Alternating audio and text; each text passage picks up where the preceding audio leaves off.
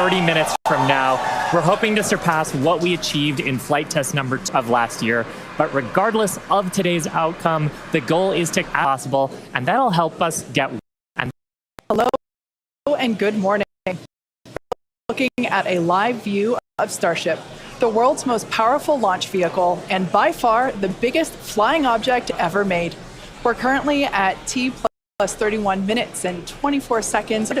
Flight test of Starship for this, or what we here at SpaceX like to call the gateway to Mars. Thanks for tuning in. We're excited to be joining you from SpaceX headquarters in Hawthorne, California. Now it's just been 100. You can tell the crowd is already excited behind us. Now it's only been 117 days since our last Starship test.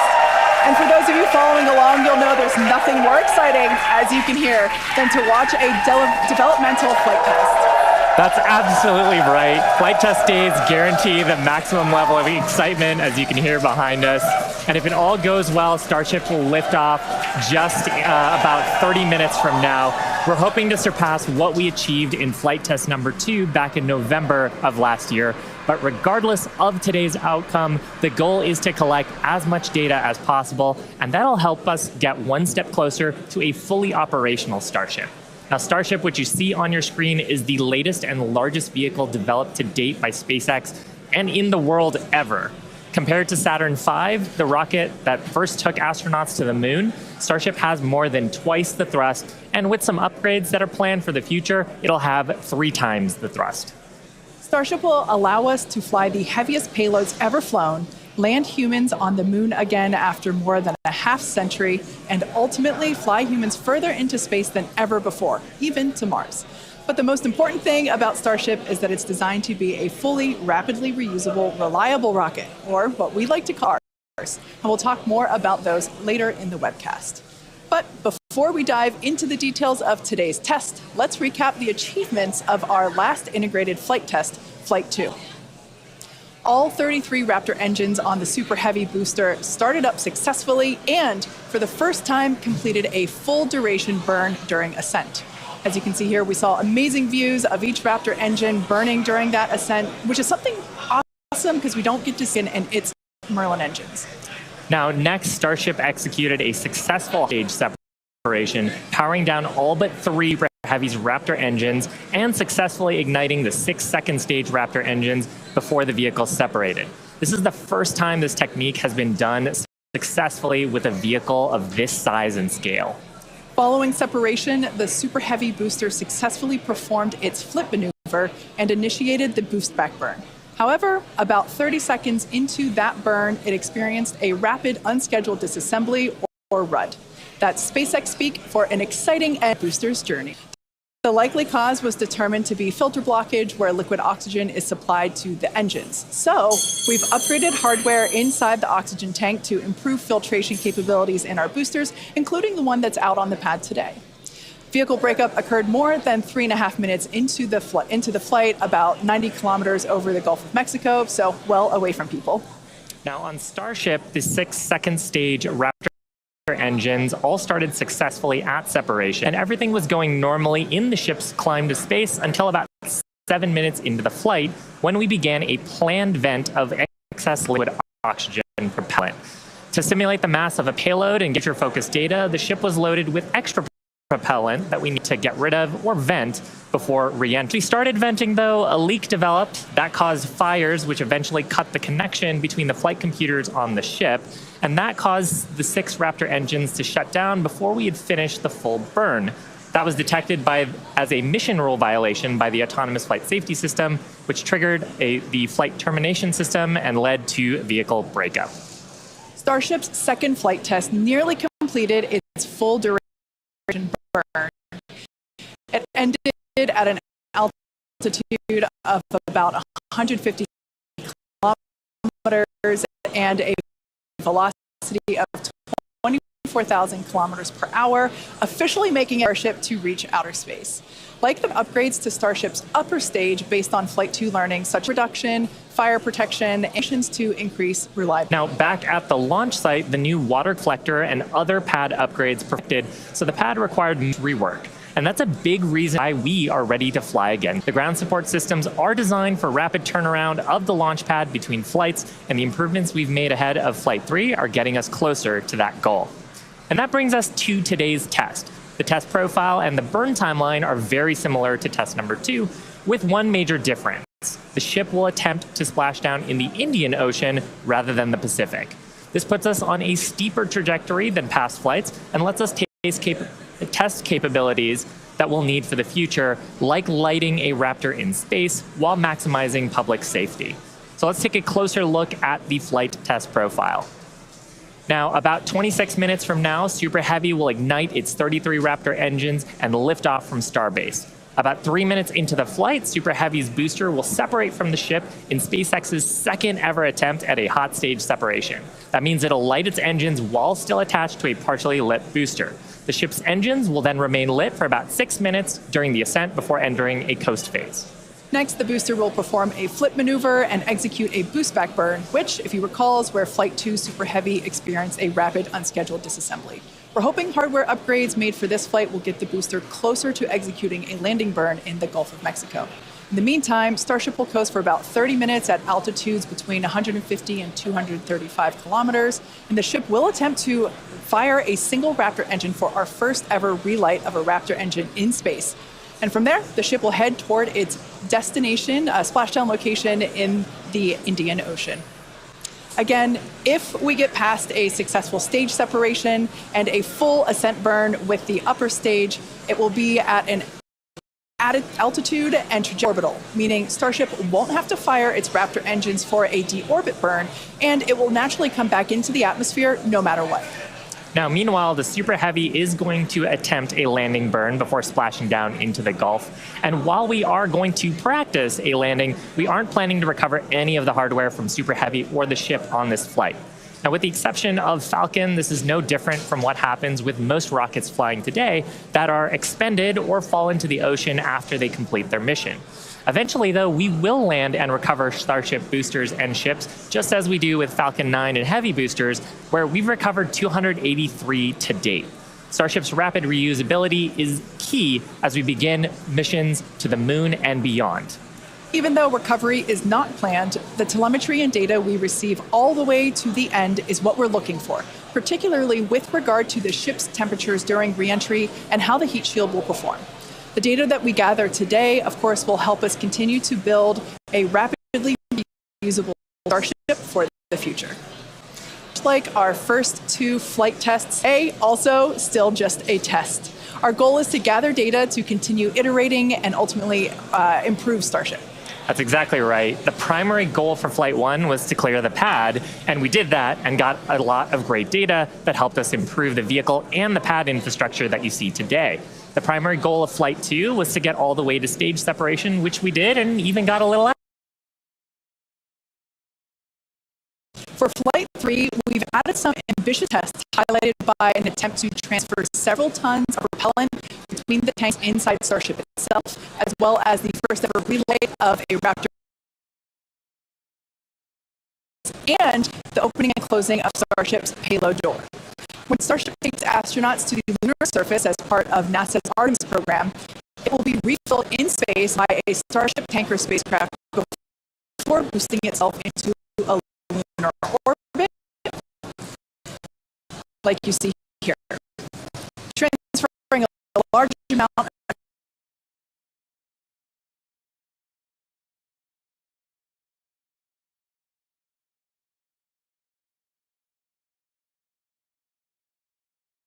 space has never been done by anyone ever.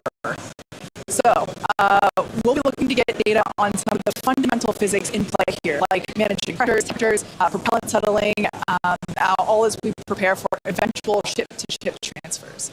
The ability to refill starships once in orbit will be critical for landing on the moon and is a key technology for enabling deep space exploration and ultimately flights to Mars. Now, we're also attempting the first ever relight of a Raptor engine in space, and we'll need that capability for future in-space maneuvers and deorbit burns. It's important to note that what we'll attempt today is not a burn required for Starship to re-enter on today's test. We are intentionally flying this new steeper trajectory so we can test things like engine relights without substantially changing where we expect to splash down. And if Starship manages to make it all the way to re-entry, we will collect valuable data on the vehicle as it flies through the Earth's atmosphere at hypersonic speeds, or more than 5 times the speed of sound. We expect it to look something like this animation on your screen with the heat shield tiles facing down. We'll use the Earth's atmosphere to brake the vehicle and then get us into a controllable regime as we go towards splashdown. Now, we did validate Starship's ability to fly and land at subsonic speed during our suborbital flights several years ago, and gathering data on the aspects like heating and vehicle control while we're traveling way faster will become critical to eventually bringing Starships back from space for rapid reuse.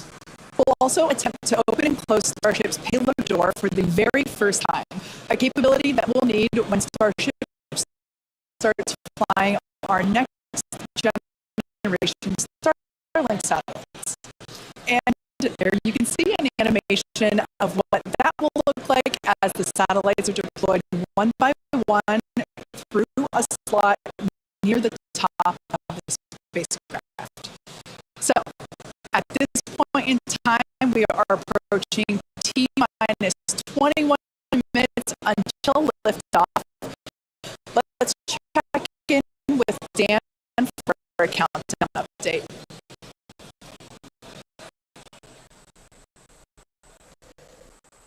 Hey, thanks, Kate. Hey, everybody. I'm Dan Hewitt. Good morning. Welcome to Starbase. I'm coming to you from the Raptor's nest, where I'm here with some of our flight controllers, also our pad red team. We're just behind the Mega Bay. Those are our super heavy boosters right behind me, getting ready for the next 4 flights after this one. So we're looking to launch a lot this year. Countdown has been pretty clean so far. We're not tracking any issues that are gating us on the hardware side and the vehicle side from that on-time liftoff at 8:25 a.m. Central Time. It's our T0 right now. We primarily shifted later as we were just working to clear the range. The other big watch item today is going to be the winds. The winds have started to pick up. We're still looking to be below our limits, but there could be a hold at T-minus 40 seconds just to make sure that the winds are acceptable before we go. We are actively loading propellant on board the vehicle. You can see by the frost line starting to build up. Looks like we're about 80% on the ship main tanks right now, and a little over 60% on the booster. Now, Starship uses liquid methane as fuel, liquid oxygen as the oxidizer. Both of those get cooled down to cryogenic temperatures, so several hundred degrees below zero. And if you followed along with our previous 2 flight tests, the prop load timeline today looks a little bit different. Those first flight tests took us about 90 minutes to load all the prop on board, but since the second flight, we made some pretty significant upgrades to make that time shorter. We added some additional fuel and LOX pumps just to increase our capacity. We expanded the number of heat exchangers and installed a dedicated fuel drain line for each stage. But they were sharing one before, now they each have their own. That's just that main pathway to get the propellant to the vehicle. We're aiming for about 51 minutes for today's operation to fully load prop. We did that successfully on our wet dress rehearsal that we did recently. Eventually, though, we're trying to get that time down to about 40 minutes. Just for some context, that's about 5 minutes longer than we take on Falcon 9, but we're doing it with 10 times the amount of propellant. launch ship started at about T-minus 53 minutes, booster right around T-minus 42 minutes. We are about to pause loading on the main tanks of the ship, switch over to the header tanks, and then switch back to close out the main tanks. We're expecting all of the prop to be on ship at about T-minus 3 minutes 30 seconds, and then booster prop load ends at T-minus 2 minutes and 50 seconds. Now our final countdown and startup sequence is going to be the same as Flight 2. We already tested this on this booster when we did it static fire. Looking back for Flight 1, we lit those Raptor engines on the booster and lifted off about 6 seconds later. Flight 2, we reduced that time by almost 2 seconds. That just helps reduce the stress on the ground systems, improve the efficiency of the rocket. But right now, we're just about to pass 18 minutes away from launch. Winds, again, they're still looking a little bit marginal, so we'll keep an eye on those. We're not working any other technical issues, and the range is expected to be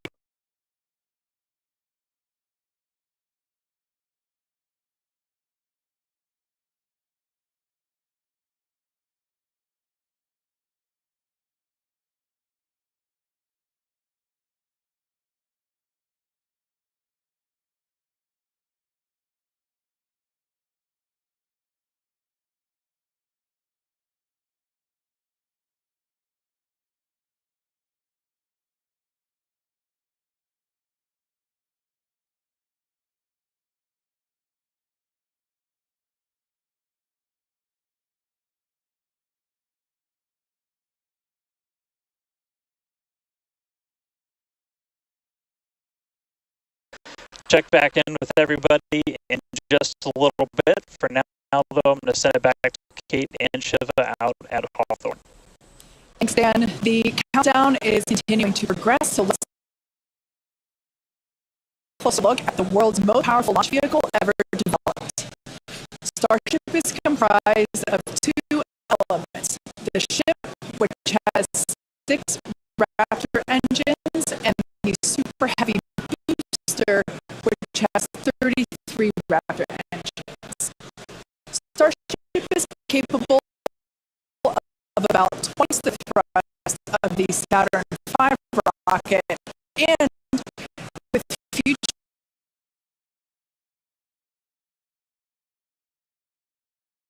engine upgrades, it will actually be 3 times more powerful. Now, with those future improvements, that'll allow Starship to carry some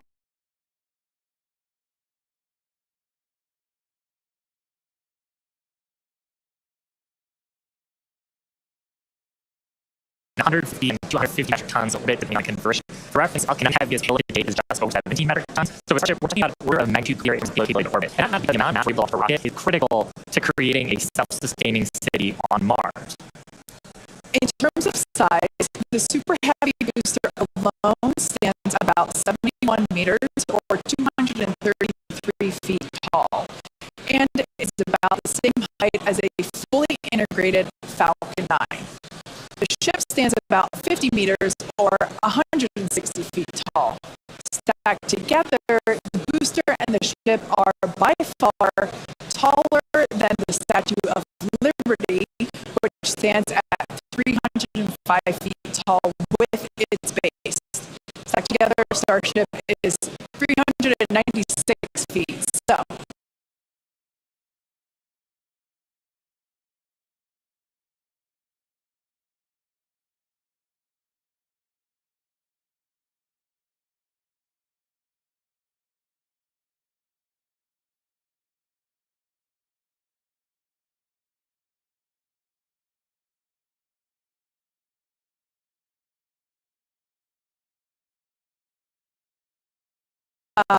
quite a bit taller there. Now, Starship's first stage has a diameter that's about 2.5 times that of Falcon 9, and we've got those 33 much larger Raptor engines, this great view of the launch mat looking up at those engines. And we need them to power through the Earth's atmosphere and gravity to deliver those massive cargo and payloads up to space. Moving up the rocket, Starship is designed for vertical takeoff and landing on any hard surface, and that as opposed to taking off and landing on a runway as aircraft do. And that's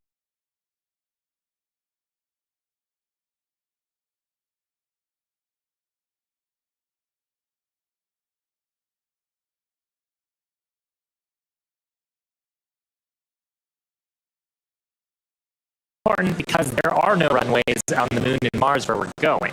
The ship, which we're looking at now, features 6 Raptor engines. 3 of them are sea-level engines, 3 of them are vacuum engines. That means that those vacuum engines are optimized with a larger engine nozzle to operate in the vacuum of space and get us higher performance.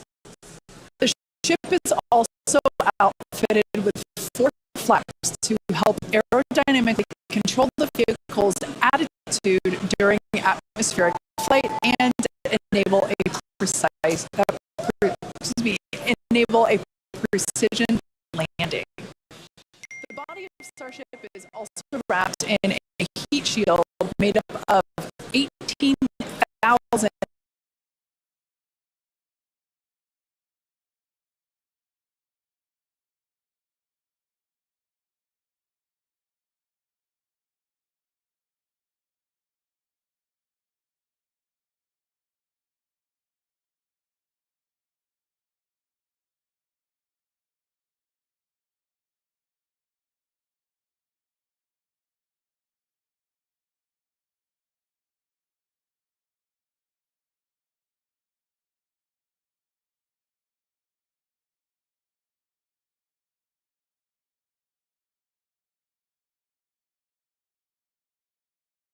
One of our test objectives today is to verify how Starship systems and thermal protection system tiles perform during reentry.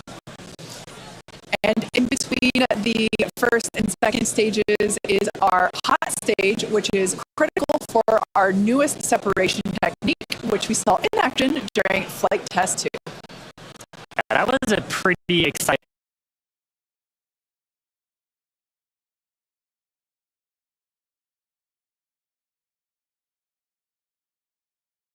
for our team.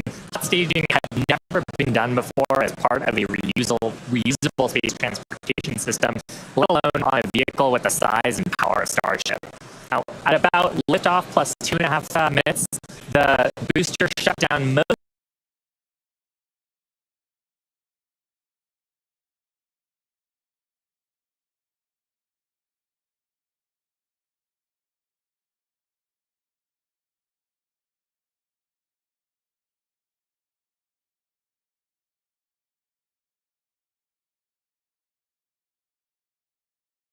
of its 33 engines, leaving just 3 of them running. And then the ship simultaneously ignited all 6 of its engines. Some clamps separated, and the ship thrusted away. That was the first in-flight test of the heat shield, and we were able to gather a ton of valuable data about hot staging. We maximize the vehicle's performance by leaving 3 first-stage engines on, so gravity can't rob us of precious velocity, or at least not as much. Hot staging also helps to ensure the ship's liquid propellants are at the bottom of the propellant tanks, which is where we need them to be in order to quickly light the ship's engines. It also reduces risk at stage separation because it creates a passive staging system, so that physics will be doing the work instead of mechanical parts pushing the 2 stages away from each other. Ultimately, hot staging could increase Starship's payload to orbit capacity by 10%, which directly translates to more payload and more people to the moon and Mars. Now, the first stop will be the moon, and the SpaceX team has been hard at work proving out all the systems necessary to make that possible. Critical systems for propulsion, life support, and even the elevator that you see here, which will take crew and cargo from the Starship hatches down to the lunar surface, are currently in development. And the data that we gather from each test flight helps inform their design. Here we've got a photo of some of the mock-up suits that are used to demonstrate the range of mobility that astronauts will be expected to have. And we were using these to do human factors demonstrations and figure out the layout of the elevator. So all awesome development work for a future moon mission.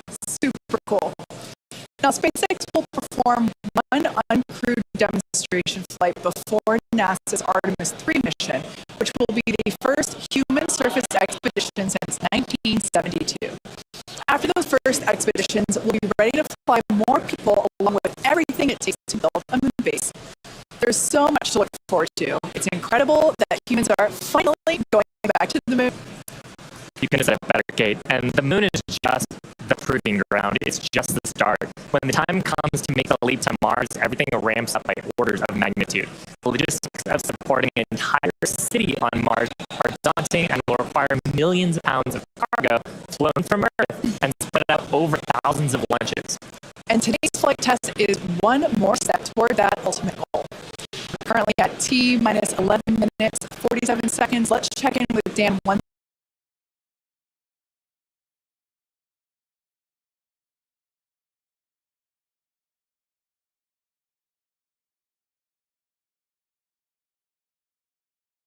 And for a countdown update. Hey Kate, still good news from down here at Starbase. We're not tracking any technical issues that are going to block us to a launch. Our T0 time still holding to 8:25 a.m. Central, so just about 11 and a half minutes from now. The real thing we're going to keep an eye on is the winds once we get there. We do have that potential hold at T-minus 40 seconds where we can hang out and either let winds die down, make sure we're in the right structural limits, everything like that. So don't be surprised if we do a hold T-minus 40. We've done those on previous flights, but we are not tracking any technical issues. The range is going to be green for launch, so all of that really great news. We're still loading propellant on the vehicle, on the ship. We're just about done loading the header tanks, the two smaller tanks in the top, and then we'll go back to the main tanks. They're about 85% full, and a booster, both fuel and LOX over 80%. So looking good there. The launch pad itself is getting ready for liftoff. We committed the booster hold downs open already about 20 minutes ago or so. And then that just means that once that rocket has sufficient thrust to overcome its weight, your thrust to weight ratio goes over 1, it's going to lift off. We don't have a command to actually release the hold downs once it starts up. Just also a reminder, actual liftoff happens a few seconds after you see those engines ignite. So you'll see fire, and then a few seconds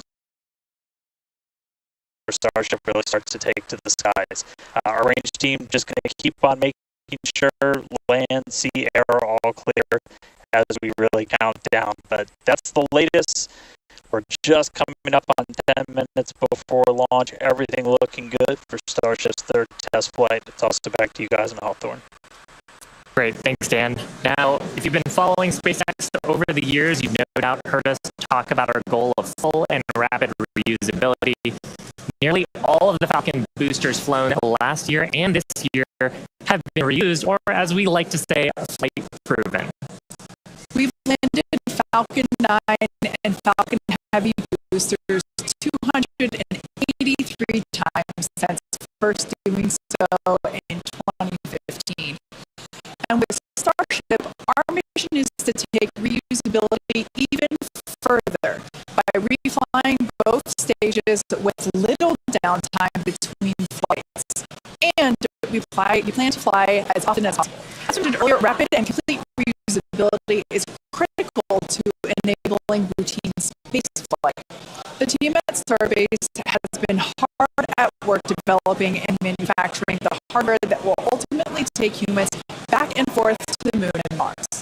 Now, even though we are not recovering Starship today, test flights like these provide the critical data that we need for every phase of flight. And that data informs future missions and gets us to that future where Starships are being recovered and rapidly reflown.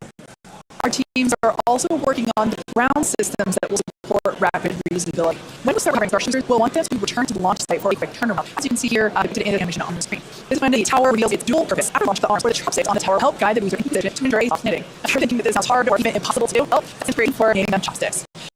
Some of you might recall a little film called The Karate Kid, where Mr. Miyagi famously taught the main character, Daniel, that if he could that if he could catch a fly with chopsticks, he could accomplish anything. Now, today we do have 4 ships and 4 super heavy boosters built, with more coming off production line as our Star Factory continues to grow. These vehicles are slated for future flight tests just like today's. And in fact, just this week, we static fired our next ship that's planning to fly, and I expect to test the booster as soon as the launch mount is free from today's flight test. Now, as a reminder, today is still just a test. While we really hope to get our splashdown location in the Indian Ocean, but any data received will help us improve. It's the third of many future flight tests for Starship before it becomes fully operational. And that's the goal of flight tests. They teach us about the limits of our design and improve our understanding of the vehicle, and ultimately help us make Starship more reliable and rapidly reusable. So whatever the outcome and however far we get, we can promise excitement. And things look like they are moving fast at Starbase, and that's exactly how we like it. Yeah, Rapid exactly. iteration is a key of SpaceX. Yeah, we've done it with all of our major innovative advancements, including Falcon, Dragon, and Starlink. We believe that if you're not failing, you're not learning and improving the design. Yeah, many of the innovations that we've developed have come from our failures, and they teach us how to avoid the perils of spaceflight. It's a tough business. But all of this testing, all of the iterative design allows us to make the design better and better to do some of the great accomplishments with reflight that we've had so far. Exactly. One of the examples that we love to talk about is the Dragon capsule, like the one located behind Shiva and I here on the scene. Originally, it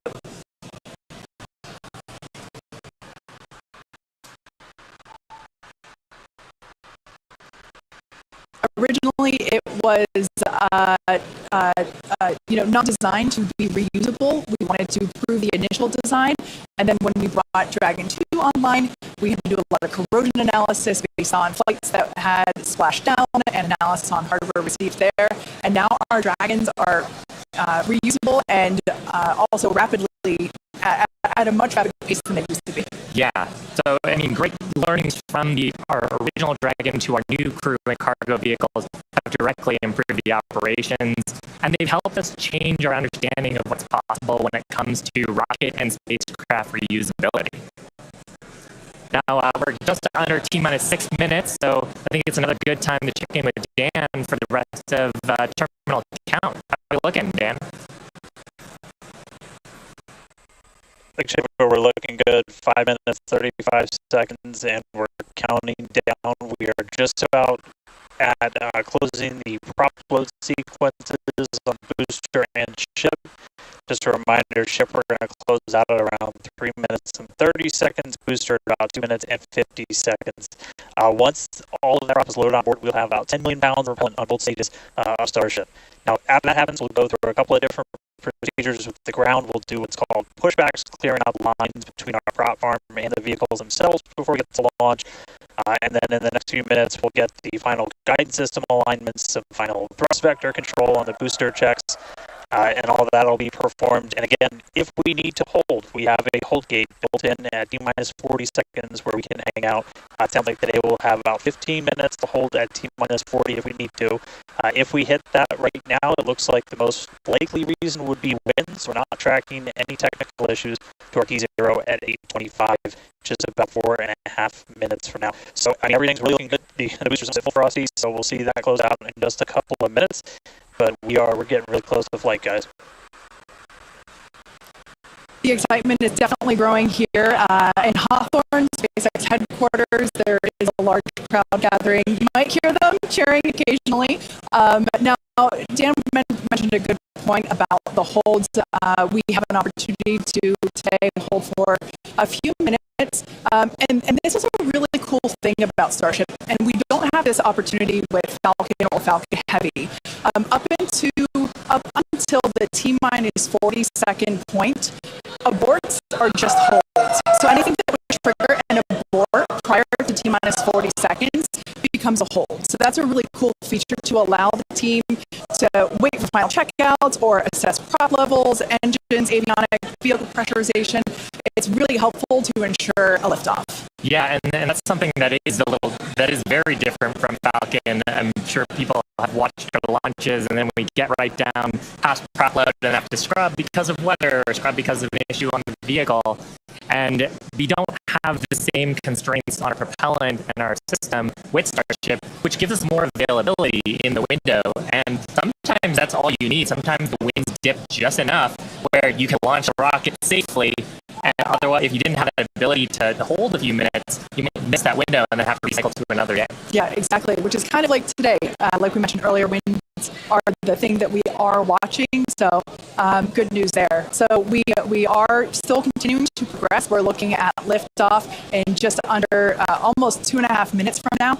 Super exciting. Like we said before, there's nothing more exciting than watching a test flight for a developmental program, and that's where we're at today. And like we talked about, we have some really ambitious goals for today's test. But really, the point of today's test is to try to get as much data as we can so we can inform the next iteration of the design of Starship, work those things into flight test number 4 and new objectives there that'll eventually get us to that glorious, rapid, reusable future that we so badly want. Yeah, for Flight 1, we wanted to clear the pad, and we did. For Flight 2, we wanted to get through hot staging separation, and we did. So today, we want to get even further than that and collect as much data as we possibly can. So with all that being said, we're going to check back in with Dan to take us through the final 2 minutes of terminal count. All right, we are under 2 minutes away. We have closed down the prop load on the booster and on the ship. And we're starting to hear some good news. It looks like winds are not going to hold us up, so there's a good chance we blow right through that 40-second hold. So we're about a minute and 20 seconds away. Just walking you through one last time, we're going to see the engines ignite about 4 seconds before we hit our T0. They're going to ignite at 3 different banks. You'll get 13 of the inners, 15 of the outers, and the last 5 ignite just 2 minutes before T0. And then after that, the quick disconnect will retract. The engines will start to throttle up, and then we'll see liftoff about a second and a half after T0. So we're under a minute away. Don't be shocked if you hold at 47.4, but it sounds like the winds are cooperating today. And we've got to move past that, not tracking other technical issues. Player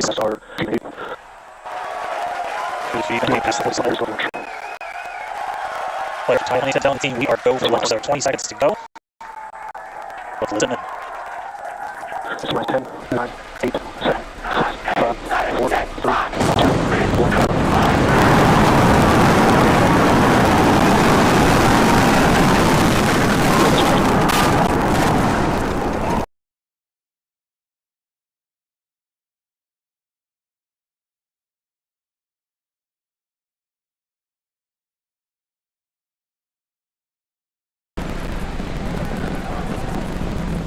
30 seconds into flight, we are fueled to rumble. We are seeing 33 out of 33 Raptor engines ignited on this heavy booster. Continuing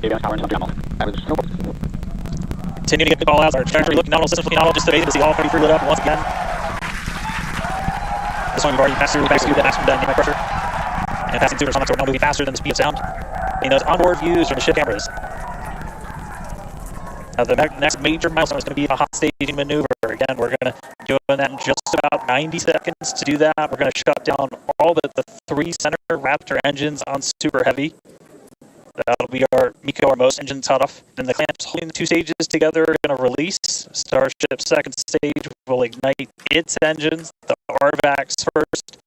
The sea levels right after that. The sea level engines will be splayed or just kind of pointed out at about a 15-degree angle. So if you look close, we get good tracking. You might be able to see those center right after. And so those 6 engines will push Starship off of the booster.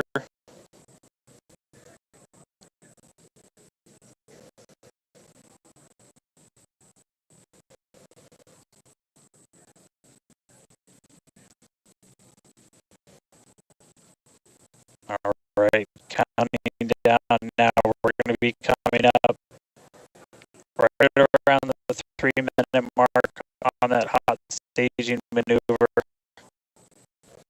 Again, we'll see the booster engines start to shut down. You'll see all but 3 lights go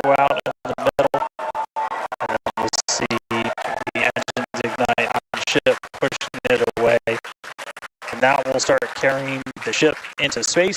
Booster will start to do its flip and then move into the boost back burn, setting it up for splashdown in the Gulf of Mexico. Stage separation.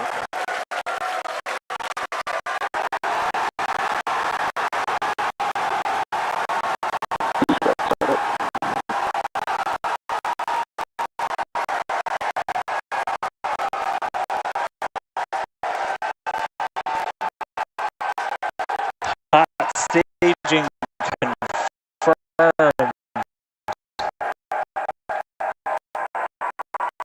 Boosters now making its way back, seeing 6 engines ignited on ship.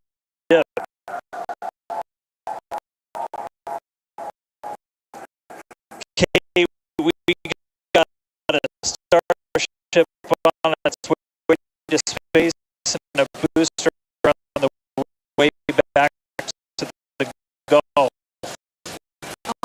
Oh man, I need a moment to pick my jaw up from the floor because these views are just stunning. These are live views from Starship. First stage is currently performing.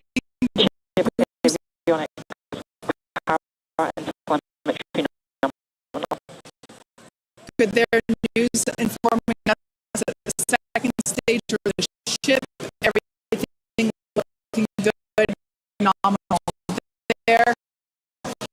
First stage is currently performing the boost back burn, expecting that to last about 1 minute. That boost back burn propels the booster back towards the coast, taking it to a landing in the waters of the Gulf of Mexico.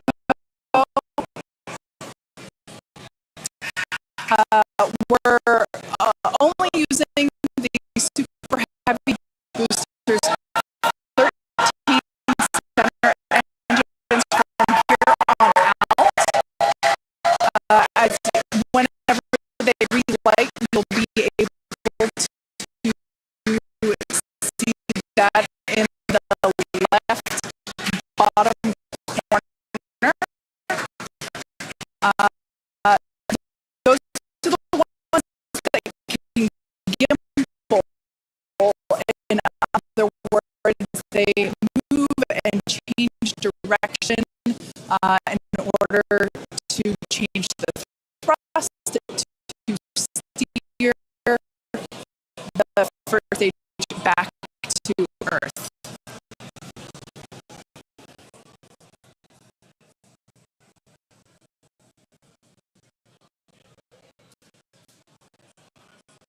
Wow, these are just incredible views coming to us.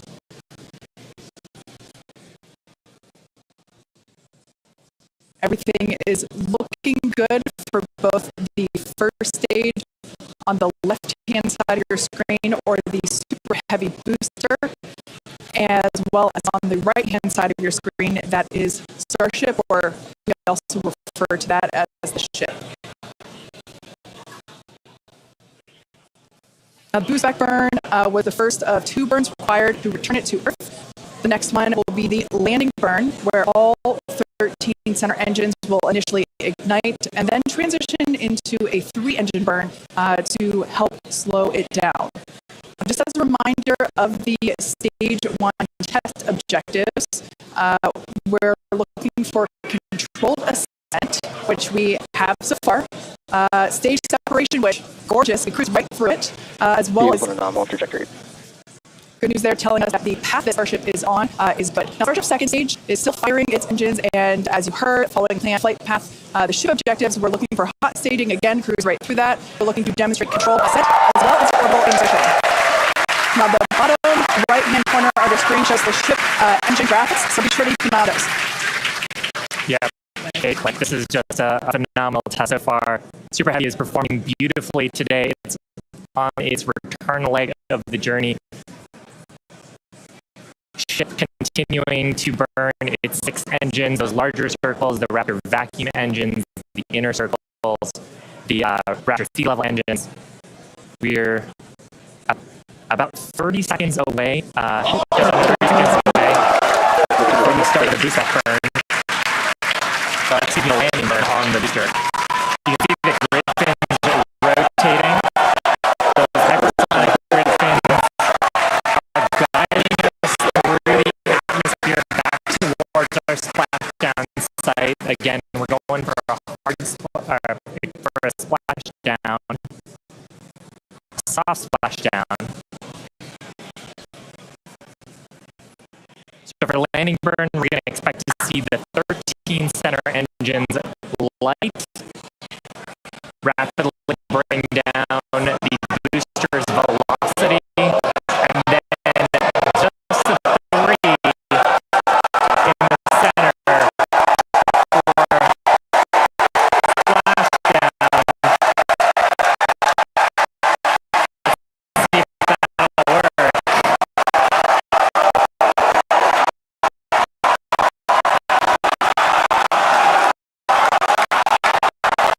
We're getting a few engines.